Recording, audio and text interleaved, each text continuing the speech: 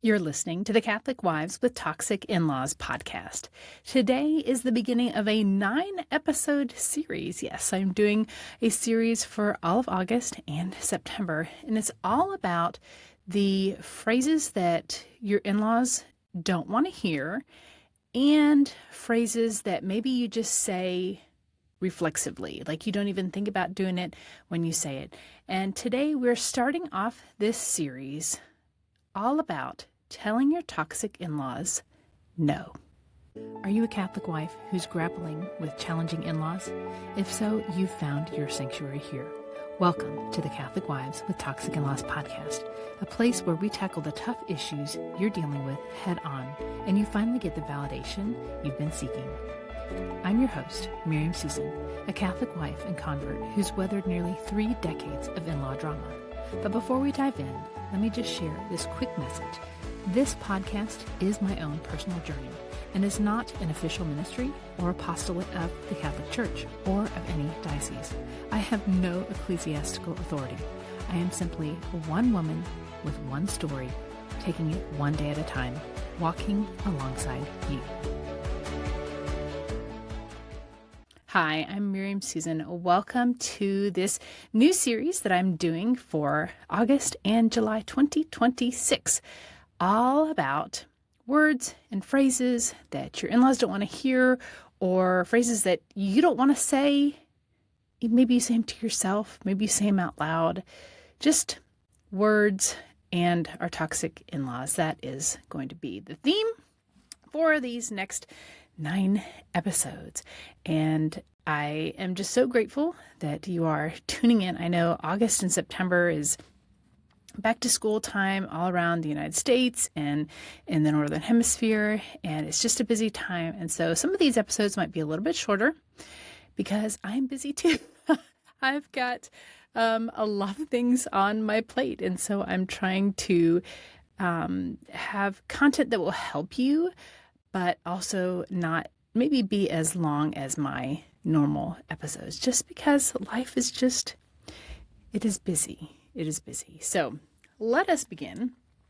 And of course, we always begin with the scripture because we are Catholic and we should try to find and apply scripture and the catechism to our everyday lives, right? That's probably why God gave it to us, right? So today's scripture is from the Gospel according to St. Matthew, chapter 5, verse 37, and it is from the New Revised Standard Version Catholic Edition, which says, "Let your word be yes, yes, or no, no. Anything more than this comes from the evil one." Now, you might not be a no person. I am. I am a no person. My kids know that. My husband knows that. And so I'm going into this topic knowing that not everybody else has as easy of a time saying no as I do. My husband and I, we will have literal discussions about how he can just say no. You can just say no about anything, whether it's, I don't know, a topic that they're discussing in their men's group and something comes up and he gets an invitation, or somebody needs some help and it's not really something that he wants to do, but he just kind of feels obligated to do it, but he doesn't really, whatever it is, he has a really hard time saying no. And sometimes I will be the fall guy. I will tell him, just tell them that I don't want to do it, and that's why you can't do it, or whatever it is. And I have no problem taking the blame, if there's any blame to be assigned, for him not doing something, because I have no problem saying no in most situations. And so because I am married to someone who is not someone who can just say no, who by default wants to, number one, say yes. If he feels like he might be judged poorly if he doesn't say yes, or if he just has some kind of obligation, he will say yes. And so because I'm married to somebody like that, I kind of have some insight into those of you who do struggle with saying no. again, that's not me. I have no problem saying no. And I think that's partly why there was a lot of conflict between me and my mother-in-law, especially because she wanted a yes all the time whenever she proposed things. I mean, why would you propose something if you didn't want a yes, right? But I was not a yes person. My sister-in-law, on the other hand, who's married to my brother-in-law, does seem to be more of a yes person. She's much more, I mean, she's just different than I am. But for me, I think my ability to say no with no regret, to say no without any explaining, that was difficult for my mother-in-law, because I don't believe that there were a lot of people that really ever said no to her. She is the fourth of 5 children, and those of you who have larger families know what it's like. You're a lot different when you're parenting kids number 1, 2, and 3 versus 4, 5, 6, and on. I tell my girls all the time, I am tired and I am old. And that's why they perceive my parenting of their younger brothers as different than when I parented them. And they're exactly right, because I'm not the same parent that I was with the older girls. So they just, I don't think that the way, because of birth order, that my mother-in-law was in her family, that she got told no a lot. And then because of the dynamics that I've seen and experienced when she was told no was, in my opinion, very childlike, very immature, kind of toddler throwing a tantrum kind of things, that she trained a lot of people around her to appease her, to not say no. So here I come along, and I have no problem saying no, and she did not know what to do with me.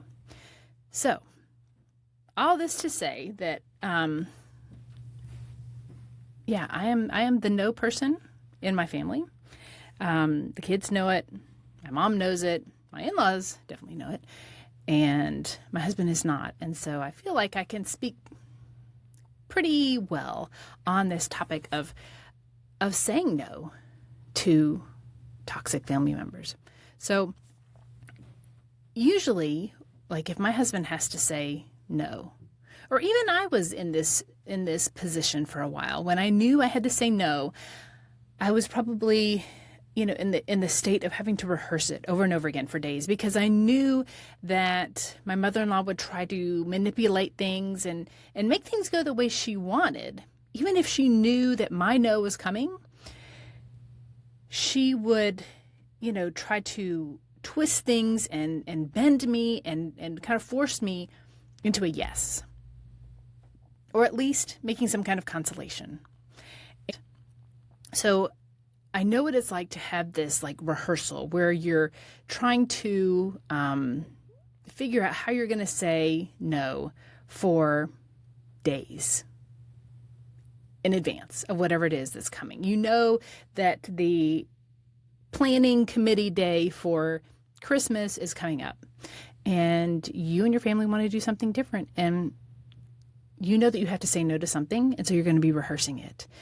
And by the time you get to that point, by the time that meeting comes up, when you're sitting down, or maybe it's on the phone, but maybe it's face-to-face, talking with your in-laws about Christmas, you have come up with all these excuses, all these qualifiers, all these reasons, and that instinct to cushion your no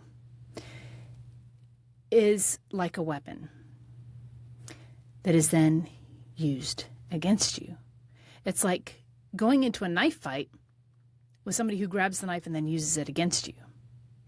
Because when you have all these excuses, and I'm not saying they're not valid, an excuse can be legitimate. So I'm not saying that your excuse is an invalid excuse. It can be a totally valid excuse. But when you use all these excuses, it really opens the door to whichever toxic person you're talking to turn those around and use them against you. So here's an example. So let's say you're talking about Christmas and you don't want to go to your in-laws on Christmas Eve. Maybe that has been the family tradition since the beginning of time, but you have young children. You want to go to midnight mass. You want to sleep in the next day. You want to have family time at home. Like whatever the reasons are, you can have all these lists. Okay, so you go into this meeting.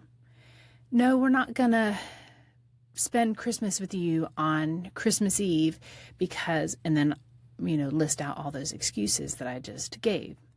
Well, toxic people love to hear our excuses because then they can say, oh, well, we thought we could all go together on Christmas morning and go to the 9 a.m. Mass because our favorite vocalist is going to be, the cantor that day. Or, so-and-so's, godfather is going to be playing piano that day. And we just thought that would be a great tradition to keep up with our family. And so, you don't need to go to midnight mass because the kids are going to be so grumpy the next, whatever it is. And they're going to take those qualifiers, those excuses that you have used to try to cushion the no so it doesn't seem so harsh, and it's used against you. Now, I know you're probably watching on YouTube or watching on Spotify or listening in your car, but you need to raise your hand and say, yes, that's me, because that's how it works. Toxic people love to use our excuses as weapons against us. And for some reason, we feel like when we just deliver a no that's not qualified with excuses or reasons or over-explaining the reason why we're saying no, I know that feels unchristian. But in the gospel, according to St. Matthew, Jesus says the opposites, my friend. He says that we need to have our yes be yes and our no be no. We need to say yes, yes, or no, no. Anything else comes from the evil one. So over-explaining is not a virtue. Patience is a virtue. But over-explaining is not. And when we over-explain, a lot of times it is fear of whatever the consequences might be of saying no, dressed up as being polite. You should be shaking your head because that's exactly what it is. We are scared of the repercussions of saying no to a person who does not handle the word no well. And I'm not saying that if you just say, no, that's not going to work for us. No, we made different plans. I'm not saying that there won't be consequences for being that direct. But the issue is that there's consequences when you get tricked into saying yes when you mean no. There's consequences when you over-explain. So you get to choose your consequences. And remember that however anybody reacts to you saying no, if you do it in a kind and gentle way, I mean, if your in-laws are talking about Christmas and you just shout back no with a snarl and an ugly face and then stomp out of the room, well, of course there's going to be consequences. But if you say in a calm tone, no, that's not going to work for us this year. No, we've made different plans. No, we're going to do things our way this year. That tone, if it is responded to by your toxic in-laws, by whoever your toxic family members are, in an ugly way, that response is on them. Yes, it would be directed to you, but you've done nothing wrong. It's not wrong to tell somebody no if you don't want to do something. If you and your husband had different plans, it's not wrong to say no. You'll be made to feel like there's something that you've done wrong, but there's really not. If you take a step back and think about it in a different scenario where you have a friend and maybe you need somebody to help pick up your kids from Life Teen one night. And you approach them and say, hey, my husband and I have something going on. Our son John really wants to go to Life Teen this week, and we can drop him off, but we just can't pick him up. Is there any way that you could bring him home? And your friend says, oh, no, sorry, that's not going to work for me. That's legit. How would you respond to something like that? Now, if you would respond by taking it very personally, then I would suggest that perhaps maybe you need to do a little reflection and figure out why. Why does that sting? Why does it hurt? Because what your friend is saying is not being mean or hurtful. It's just stating a fact. It's not going to work for them to bring your kid home from Life Teen.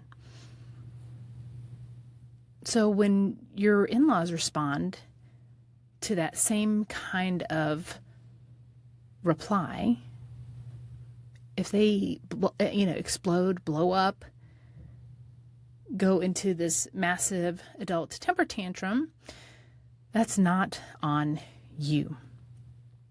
When you deliver a simple no, a plain no, or use one of the phrases that I've been talking about, it really unsettles an enmeshed family web.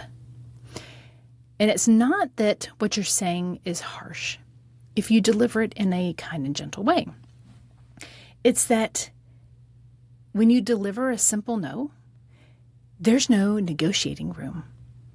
There's no excuses to dismantle and turn against you. And that negotiation, that dismantling of your excuses is kind of core to what an enmeshed family system runs on. So if you imagine a big spider web and you've got all your family members scattered around the web and you say no to something and that no kind of cuts one of the strands of the spider web, everybody in that system feels it. Everyone. And they don't like it because keeping that web intact is the safety net for the family. Now, if you say no, let's go back to the example about Christmas. You say no, you're not going to do anything on Christmas Eve. And you're likely not going to hear it just from your in-laws. You're going to start hearing from Grandma and Grandpa over here on the web. And you're going to hear from your brother-in-law over here. And then you're going to hear from your sister-in-law over here. And then you're going to hear from aunts and uncles because the whole family gets together on Christmas Eve, because they always have. And you might even start hearing from cousins. And you might start hearing from the children of your brother-in-law and sister-in-law if they're old enough. Or they might be used by your brother-in-law and sister-in-law to make your kids feel guilty because they're not going to participate. That's how the system works. And when you stand up and you say no and you snip that strand on the web, it threatens the safety of the entire system. Because the system works because everybody's agreeing to keep whoever the toxic people are happy. Or maybe they are in it and they're just silent. But that still kind of works the same way because they're not standing up against somebody who is not used to hearing the word no. Now, using the word no is not because you show a lack of love. It's not because I don't love people that I tell them no. Sometimes saying no is really the most honest thing being said in the room. because you're not standing up and, participating in this web for the sake of the web. A lot of people in enmeshed systems just go along because it's easier. And I have never once said that I can recall that being the cycle breaker, being the person who stands up and says no, I have never ever said that it was the easy way out. There's been a lot of Catholic articles recently, or I wouldn't say that they're Catholic articles. I would say articles published on Catholic platforms that have really taken an interesting stand on the whole concept of no contact or estrangement between parents and adult children. And I struggle with them because the articles that I've read do not seem to understand the perspective of someone like me. Someone who is married, someone who has adult children, someone who is Catholic and takes her faith very seriously, someone who has sought out counsel from priests, from counselors, from religious brothers, from other older, wiser Catholic friends, acquaintances, and come to the conclusion, it seems like these articles come to the conclusion that, no, you just have to go along with it. You're just being selfish if you stand up to these family systems that are toxic. And I take offense, really, at these broad brushstrokes that people are using to paint this whole, it is a phenomenon of adult children going no contact with their parents. And for us, it has really been that my in-laws, for over 30 years now, have refused to hear the word no. And we have said it in person, face-to-face, over text, over emails, over phone calls, and they just don't listen. And so the consequence of that for us has been decades and decades of stress and chaos, drama, legal hearings, phone calls to police, because they would not accept a simple no. So do not misunderstand me by thinking that saying no is going to be easy. Because if you're dealing with somebody that's even remotely similar to my mother-in-law and my father-in-law, they will not receive a no. You may say it, but they will not receive it. And that brings with it a whole lot of struggle when all you want is peace. When all you want is peace. So that's part of why I'm doing this podcast. It's part of why I'm doing this series, is to let you know that you can say no and not have to go to confession over it because you've done nothing wrong. You don't have to confess telling your in-laws no to something they're asking. If you're doing it, for genuine reasons, you don't have to share those reasons, but if you're not doing it out of spite, if you're not doing it to be bitter, if you're not doing it to inflict some kind of emotional wound on them, then there's nothing wrong with telling them no. It won't be easy. There will likely be pushback, and it could be from the entire enmeshed web, but it's not un-Catholic. Jesus says, say yes, yes, and no, no. The overexplaining, the trying to justify, the maybe even telling white lies to cushion it, that's from the evil one. At least that's my interpretation of what that scripture says. Now, like I said at the beginning, if you struggle with saying no, if you're not a no person like I am, I highly encourage you to go to desiringpeace.com/scripts, SCRIPTS, to get a free copy of my conversation guide. It is a free guide to help walk you through phrases and ways to approach certain discussions like this with your in-laws in a way that is clear when you speak to your in-laws what you're trying to say. It is not uncharitable, depending on your tone. Of course, tone is everything. And it just gives you some tools to have in your back pocket for these difficult conversations when you don't want to say yes, but you're kind of being like tricked into it. So go to desiringpeace.com/scripts to get your copy today. And don't forget, we have a community at toxicinlaws.com where you can join other women who are in the same situation. It is women only. I know we do have some men that listen to my podcast, and if so, welcome. I am thrilled that you are here, but this community is just for women. Go to toxicinlaws.com, join the community, lock arms with other women who know what you're going through, who know the struggles, who probably are dealing with something very, very similar, oftentimes eerily similar to what you are going through. And I highly encourage you to go ASAP, because I am thinking of closing the group for enrollment for a time. I know. Some of you probably don't want to hear that, but I've got, like I said at the beginning of this episode, a lot going on, and I want to kind of focus more on the ladies that I have in there.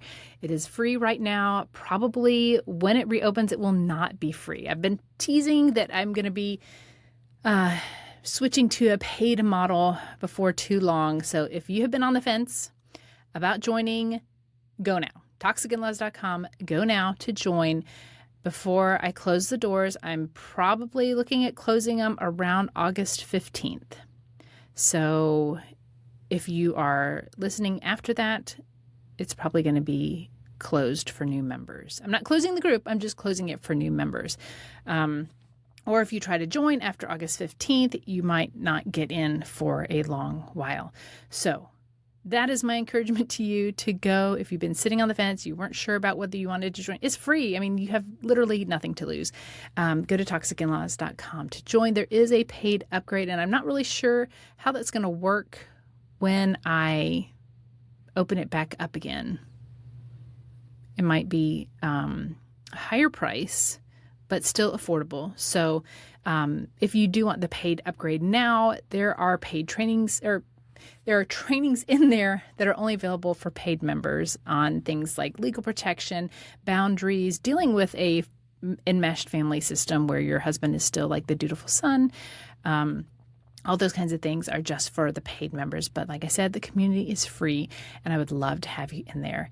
So stay tuned for the next 8 weeks to get more information about these phrases and these words that our in-laws don't want to hear, and maybe phrases that we just say reflexively, instinctively, just out of habit, that maybe we shouldn't be saying. It's all about talking, all about these conversations that we have with ourselves and with our in-laws, so that, you can hopefully go into this holiday season here in 2026 feeling more prepared for what's to come with the craziness of having a toxic family dynamic. God bless you. Go in peace. Disclaimer. All content and information on this podcast and our website, including our programs, products, and or services, is for information and educational purposes only and does not constitute professional medical, psychiatric, or mental health advice of any kind, and does not establish any kind of professional client relationship by your listening to this podcast or use of my website. A professional client relationship with you is only formed after we have expressly entered into a written agreement with you that you have signed, including our fee structure and other terms to work with you in a specific matter. Although we strive to provide accurate general information, the information presented here is not a substitute for any kind of professional advice, and you should not rely solely on this information. Always consult a professional in the area for your particular needs and circumstances prior to making any professional, medical, or mental health related decisions.